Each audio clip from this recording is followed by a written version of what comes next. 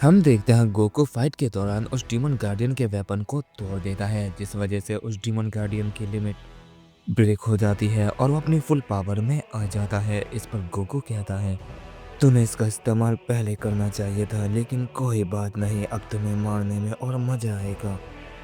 इस पर demon guardian कहता है, अगर तुम्हें ऐसा लगता है तो कोशिश करके देख लो। ये कहने के बाद वो एक दूसरे के ऊपर अटैक कर देते हैं। डीमन गार्डियन अपनी डिमोनिक पावर को रिलीज करके गोकू के ऊपर एक बहुत पावरफुल की ब्लास्ट अटैक करता है। ये देखकर गोकू उस अटैक को रोकने के लिए उसके ऊपर अपना अटैक कर देता है और जैसे वो दोनों अटैक टकराता है वहां पर काफी बड़ा धमाका होता है। लेकिन गोकू और उस डीमन गार्डियन को इससे कोई फर्क नहीं पड़ता है। वो एक दूसरे के ऊपर लगातार अटैक किए ही जा रहे होते हैं, जिस वजह से वो पूरी जगह और भी ज्यादा तबाह होने लग जाती है। इस पर ब्रोली कहता है, शुरू में तो ऐसा लगा था कि ये फाइट जल्दी खत्म हो जाएगी, लेकिन मुझे पता नहीं था कि ऐसा भी कुछ होगा। अब अंदाजा लगा पाना मुश्किल है कि ये फाइट कब तक चलेगी। इस पर कौन कहता है, अगर गोकू ने अपनी डीमन वर्ड का इस्तेमाल किया तो शायद वो उसे जल्दी हरा देगा, लेकिन मैं ये यकीन के साथ नहीं कह सकता हूँ। इस पर ब्रोली कहता है, वो डीमन गार्डियन इतना पावरफुल होने के बाद किसी डीमन रिल्म का किंग क्यों नहीं है। इस पर गॉन कहता है, सातवें डीमन किंग का गार्डियन बनना कोई आम बात नहीं है ब्रोली। ये डीमन किंग से भी ज्यादा मायने रखता है, तुम्हें जल्दी पता चल जाएगा। इसके बाद हम गोकू को देखते हैं, जो उस डीमन गार्डियन के ऊपर लगातार अटैक किए ही जा रहा था। डीमन गार्डियन भी गोकू के ऊपर अटैक किए जा रहा होता है, लेकिन गोकू उस हमले को टॉर्च करते हुए उस डीमन गार्डियन के ऊपर अपनी लेजर से अटैक कर देता है, जिससे वहां पर एक और बड़ा धमाका होता है। गोकू की डिमोनिक लेजर इतनी ज़्यादा खतरनाक थी कि वो पूरी जगह बहुत बुरी तरह से तबाह हो जाती है। और जैसे ही उस धमाके का असर कम होता है, हम उस डीमन गार्डियन को देखते हैं, जो उस अटैक की वजह से काफ़ी डैमेज हो गया था और उसके शरीर में काफ़ी छेद हो गए थे। गोकू ये देखकर कहता है, तुम मेरे इस हमले से जिंदा तो बच गए हो, लेकिन अब नहीं बचोगे। ये कहते ही गोकू उसके ऊपर अपना डिमोनिक कामेहामेहा चार्ज कर देता है। ये देखकर वो डीमन गार्डियन थोड़ा सा चौंक जाता है और जैसे वो अटैक उसे लगता है वहां पर एक और बड़ा धमाका होता है। उस अटैक की वजह से डीमन किंग का पूरा प्लेस कांप जाता है। डीमन किंग उस हमले को देख रहा था। डीमन किंग मुस्कुराते हुए कहता है, ये काफी शानदार फाइट है, काफी समय बाद मैं ऐसी फाइट देख रहा हूँ और सच में ताकतवर है। मुझे लगा नहीं था कि वो इतनी अच्छी खासी मेरे गार्डियन को टक्कर दे देगा। देखते हैं ये फाइट कब तक चलती है। मैं उस पल का इंतजार कर रहा हूँ कि इनमें से कौन जीतेगा और ये फाइट किसकी मौत पे खत्म होगी। तभी हम गोकू को देखते हैं, जो उस अटैक के बाद डीमन किंग की तरफ आ रहा होता है। डीमन किंग ये देखकर कहता है, उसे सच में लगता है कि उसके अटैक से मेरा गार्डियन मारा गया होगा। डीमन किंग जैसे ये कहता है, उस अटैक का असर कम होता है और वो अपने सामने देखता है, जहाँ गोकू ने उस डीमन गार्डियन के ऊपर अटैक किया था। उस अटैक के बाद उस डीमन गार्डियन का नामो निशान नहीं होता है। डीमन किंग ये देखकर थोड़ा हैरान रह जाता है और कहता है, नहीं, ऐसा नहीं हो सकता। इस पर गोकू उसके पास आकर कहता है, क्यों तुम चौंक गए, मैंने उसे मार दिया है। इस पर डीमन किंग हंसते हुए कहता है, नहीं, मुझे किसी बात से कोई फर्क नहीं पड़ता है, चाहे कोई मरे या जिए, मुझे कोई लेना देना नहीं है। मैं बस इस बात से हैरान हूँ कि मेरा डीमन गार्डियन कमजोर था या फिर तुम काफी ज्यादा ताकतवर हो। खैर जो भी हो, अब ये फाइट खत्म हुई, तुम यहाँ से जा सकते हो। गोकू डीमन किंग की ये बात सुनकर मुस्कुराते हुए कहता है, क्या तुम मुझसे फाइट नहीं करोगे? कहीं तुम डर तो नहीं गए? अगर तुम डर गए हो तो भी मैं तुम्हें नहीं छोड़ूंगा। मैं तुम्हें ही मारने के लिए यहाँ पर आया हूँ और जब तक मैं तुम्हें खत्म नहीं कर देता मैं कहीं जाने वाला नहीं हूँ।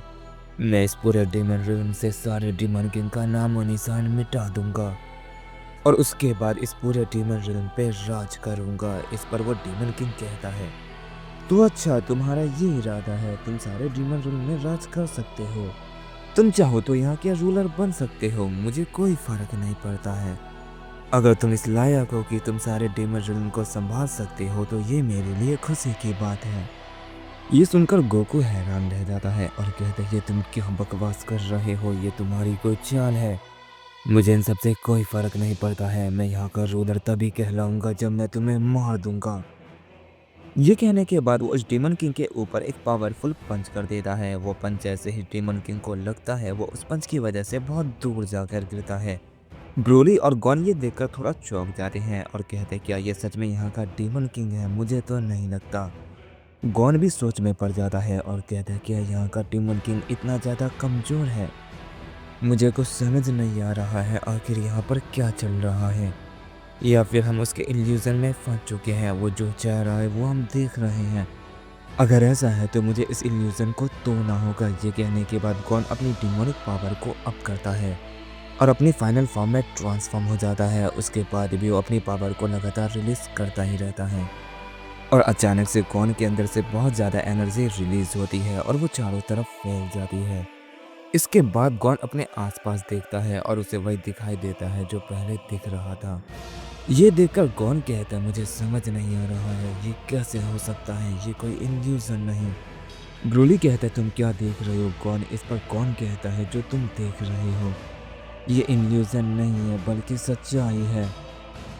इस पर ब्रोली कहता है फिर वो डीमन किंग इतना ज़्यादा कमज़ोर कैसे है?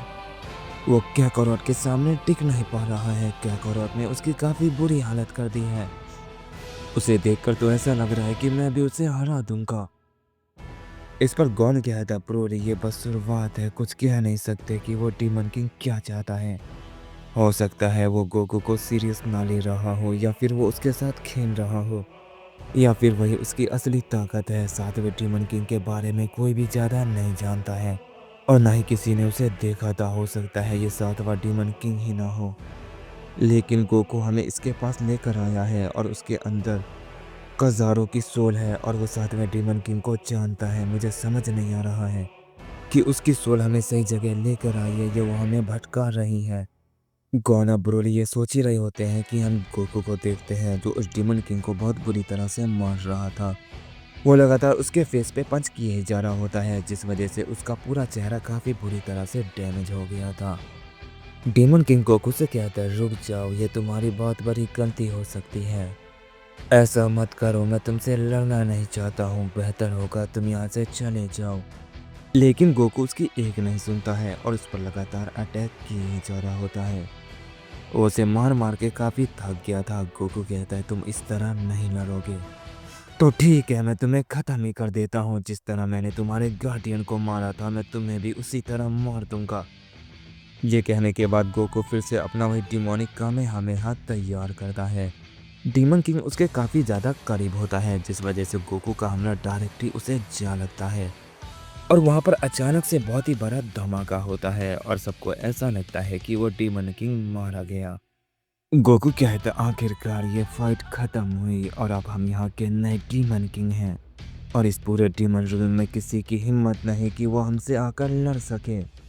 मैंने ग्रैंडपा को दिया हुआ वादा पूरा किया, अब कौन यहाँ का डीमन किंग बन सकता है और कौन अब इस पूरे डीमन वर्ल्ड का रूलर है।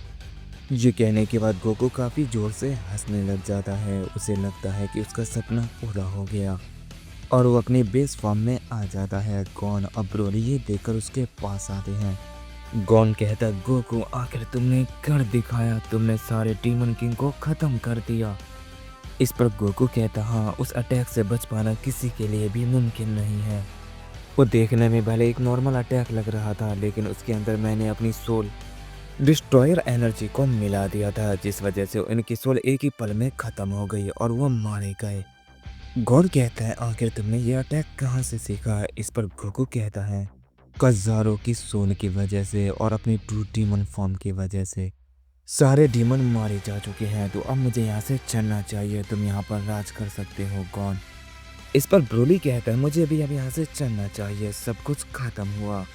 मुझे काफ़ी अच्छा लगा क्या करॉट, लेकिन मुझे एक बात का अफसोस रहेगा कि मैं तुम्हारा साथ नहीं दे पाया। तुमने छठे और सातवें डीमन किंग को अकेले ही मार दिया।